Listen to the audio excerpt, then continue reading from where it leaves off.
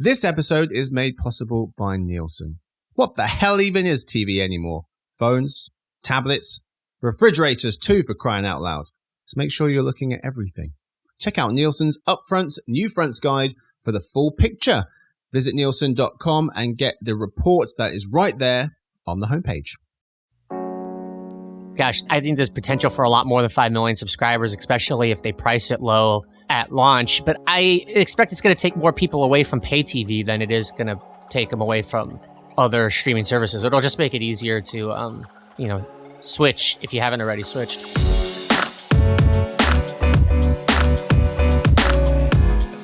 Hey gang, it's Thursday, March 14th. Ross and listeners, welcome to the Behind the Numbers Daily, the eMarketer podcast made possible by Nielsen. I'm Marcus. Today I'm joined by one of our senior analysts who covers everything digital advertising and media.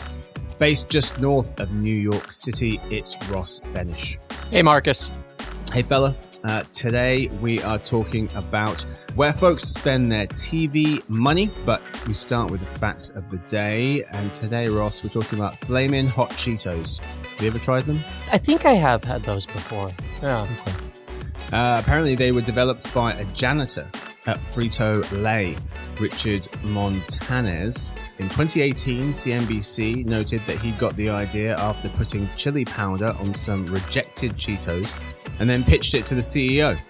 He's now a successful executive and motivational speaker. There was also a film that came out about his story last year called Flamin' Hot, an American biographical comedy drama film directed by Eva Longoria. I thought you said the film was going to be Good Will Hunting. You got this genius janitor doing stuff, so. This was Good Will Hunting 2. Oh, okay. But glad to know he amounted to something. Yeah. But I thought it was a really cool story. Just a welcome reminder that good ideas can come from everyone and everywhere. So I thought this was a good one. Anyway, today's real topic: how we watch things reaches a tipping point.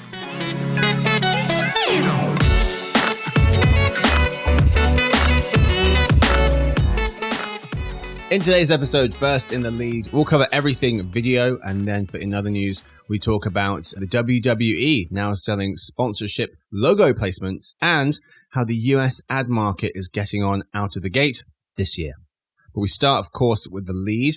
Ross, we're talking about all things video, but it can get rather complicated. There are a lot of different terms, and so we thought we'd start with a bit of an explainer. You put together a really nice visual graphic that our Pro Plus subscribers can find at emarketer.com, and it lays out in a nice flowchart, a family tree, if you will, of video and what's what and what means what. And so, Ross, do you want to quickly explain what the TV space looks like and what some of the main terms are? Oh, yeah, sure. So if you look at linear television, we have two main buckets. The first one is OTA, over-the-air TV. That's just free TV. If you're using an antenna to watch like CBS or PBS, that's OTA.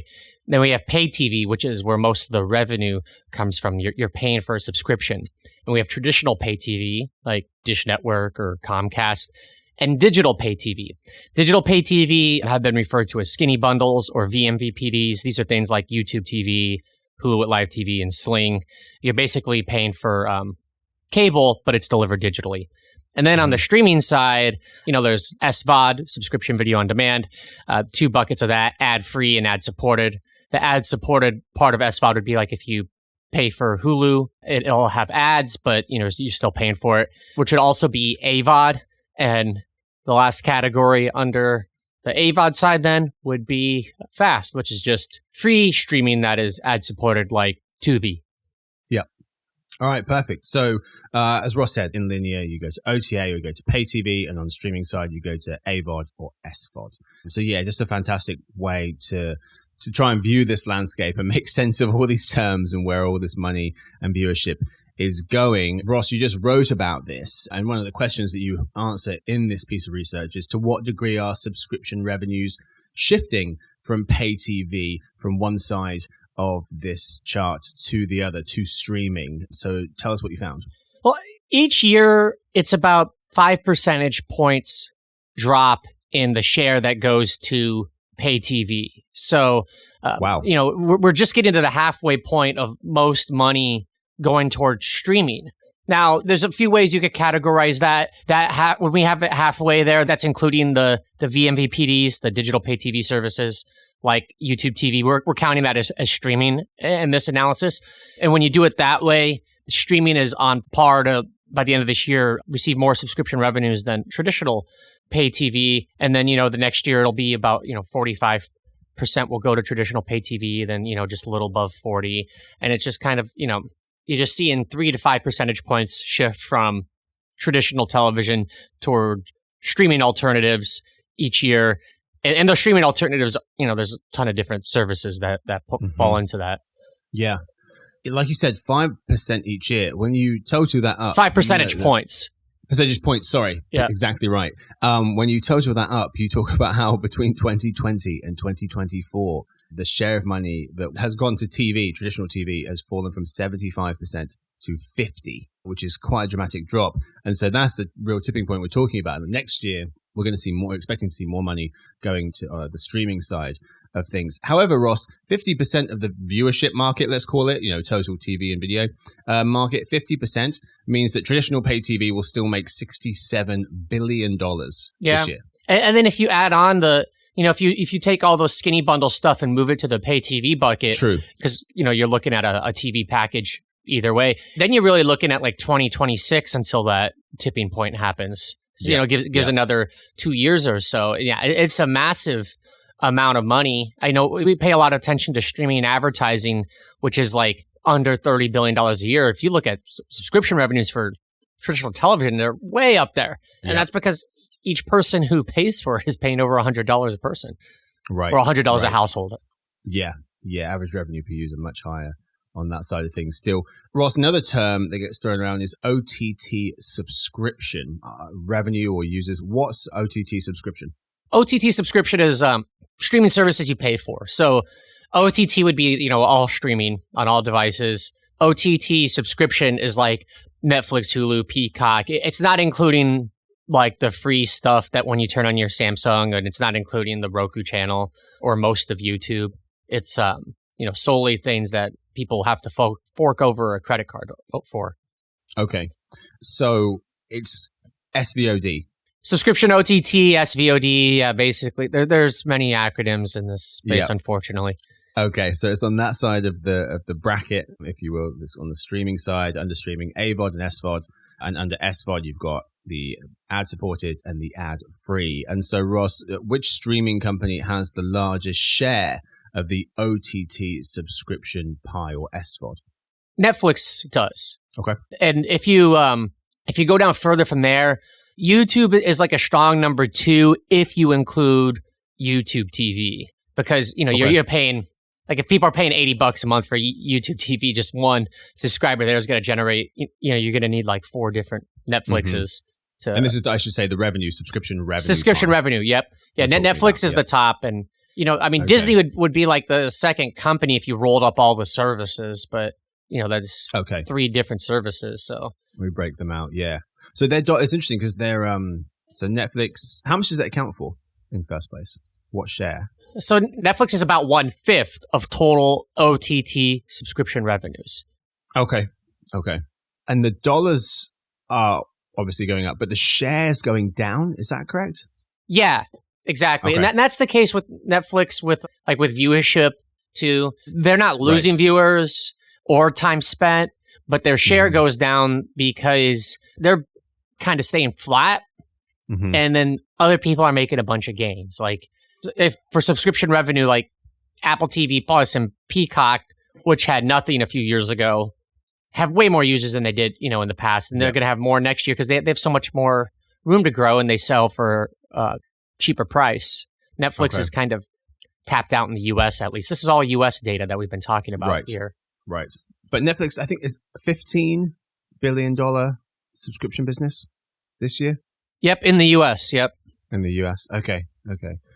Okay, so then let's move to another piece of that bracket, which is the digital pay TV side. So that's on the left-hand side, if you will, linear, and the right-hand side, streaming. So on the left-hand side, linear, and it goes into OTA, pay TV, and then down to pay TV, you've got traditional and digital. And so we're talking about the digital pay TV side. That's the most confusing category because it could straddle either. Can. And we produce numbers like based on whatever the client wants. So like our cord cutting numbers, we have ones that include the VMVPDs as pay TV and ones that they don't include, so that you can, because, different people define them differently. So we give everyone options.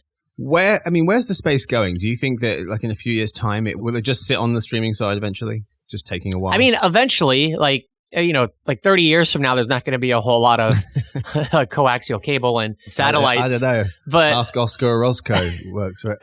Well, if you look, although he think he'd cut the cord. Actually, he was the last one. If you live in the mountains and can't get internet, I could see that. But they are growing, but their growth has flattened a lot because they've had to raise prices. So the amount of digital pay TV, yep, and the reason we call it digital pay TV because we're trying to get away from VMVPD because it's just such a terrible acronym. Even among all the acronyms, it's kind of a painful one. So digital pay TV, digital cable, and remind us who that is again. YouTube TV, Hulu with Live TV, Sling, Fubo, those services. So they are growing while the other category in pay TV is shrinking, but their growth is going to be like 10% a year going forward, even less probably by 2026.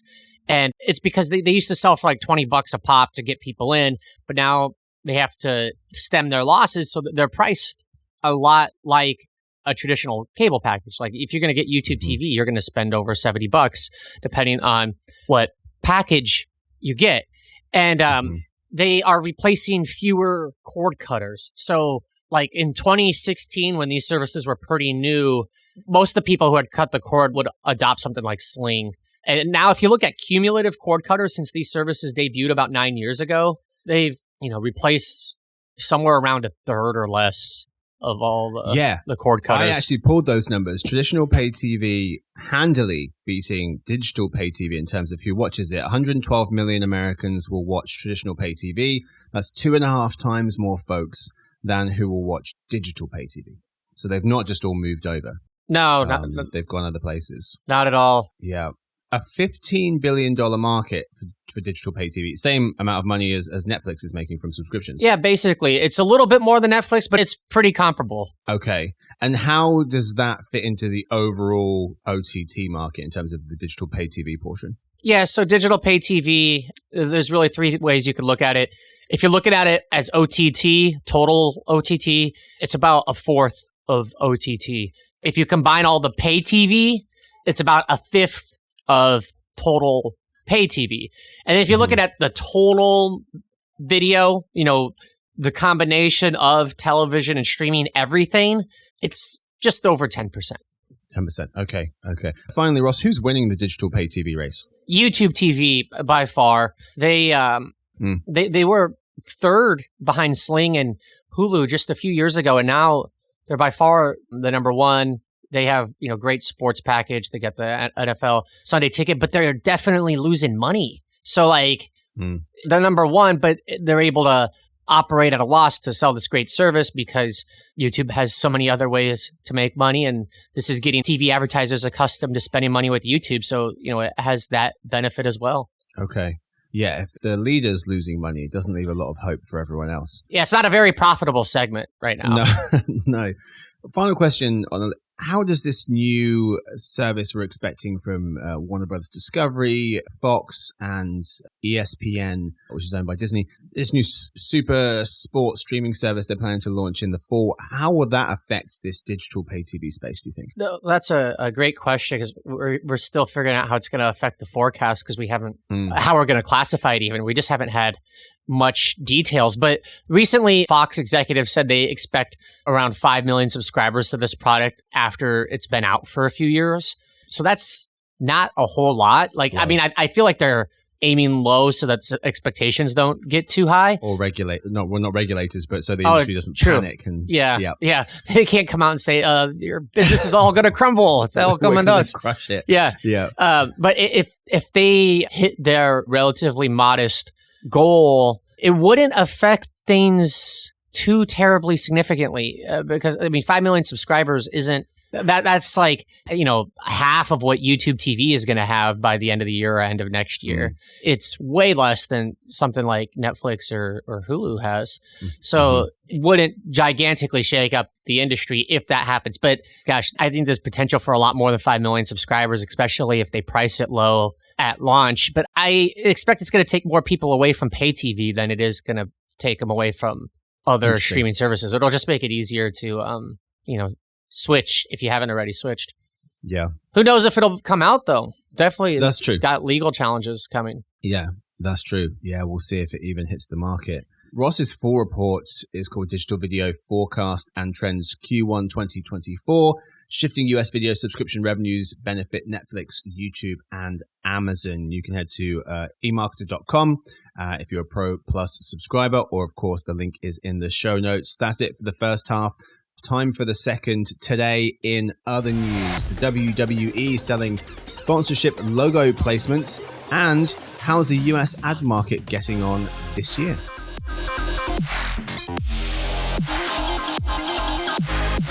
Story 1. The WWE is now selling sponsor logo placements in the center of its wrestling mat, starting with Logan Paul's Prime sports drink.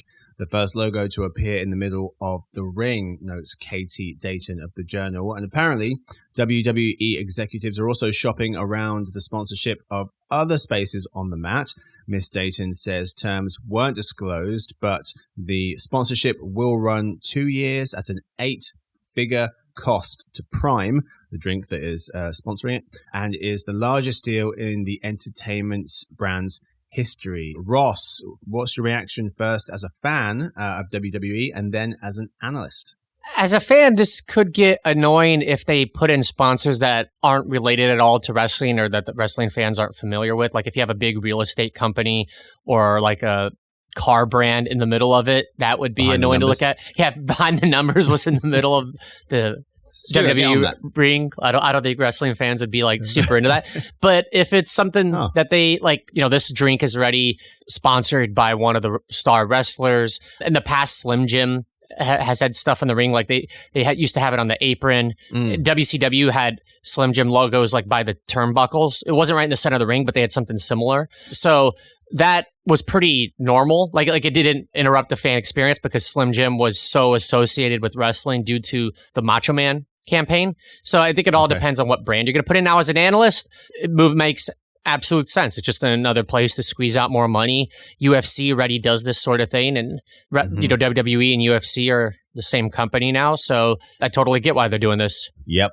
And they said they're taking a page out of the UFC sponsorship playbook, and they've printed sponsor logos on their octagon ring for a long time. The funny thing is, Ross, I've watched a few UFC fights. I've never noticed the logos. I maybe could have given you Modelo, but that's just because of other sponsorships that they do. But I was looking at the ring recently. Jimmy John's, Monster, Bud Light, some of the sponsors. Theirs is peppered. You can barely see the mat. There are a ton of logos, and I hadn't even noticed any of the sponsors. So I don't know how much of an They impact. also have them on the guys like shorts, like Brock Lesnar, both when he wrestled and fought, like he'd have the Jimmy John's logo. Yep.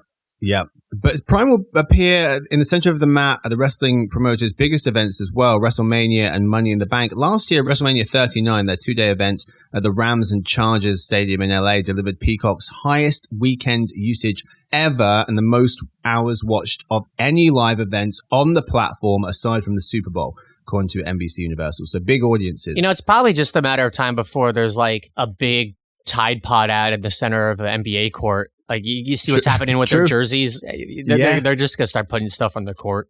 Yeah. I mean, if they're willing to put a 5-second fast food chain ads in between free throws, which they started doing, then nothing's out of bounds. Pun intended. Story 2. Our Daniel Konstantinovich explains that the US ad market marked its 10th consecutive month of spending growth in January, up over 4% year on year, in another reassuring result that signals health for the industry per guidelines, formerly Standard Media Index, US ad market tracker. That's where these numbers have come from. But Ross, January's impressive ad spending numbers, something or nothing? It's something. There was a lot of angst in the economy. There's upheaval in tech, and people in the ad industry then, worry about their jobs due to layoffs that have happened to their clients. But if you have record spending, that would indicate it's not as bad as it may seem. And I think that applies to the broader economy. Like the Bidenomics hasn't, since many indicators, hasn't been as terrible as his approval ratings would indicate. Yes, indeed. Also, Daniel pointing out that January is typically a strong month for ad spend due to marquee sporting events like the Super Bowl. That was in February this year, but the NFL playoffs, he says, one of the last bastions of linear TV viewership, lands squarely in January. That's all we've got time for. Ross, thank you so much, fella, for hanging out today. See you later, Marcus. Yes, indeed. Thank you to Victoria, who edits the show, James, who copy edits it, Stuart, who runs the team, Sophie, who does our social media. Thanks to everyone for listening into this episode and hanging out with us. We hope to see you tomorrow for the Behind the Numbers Weekly Listen, an eMarketer video podcast made possible by Nielsen. You can, of course, head to YouTube and search for eMarketer to watch that show.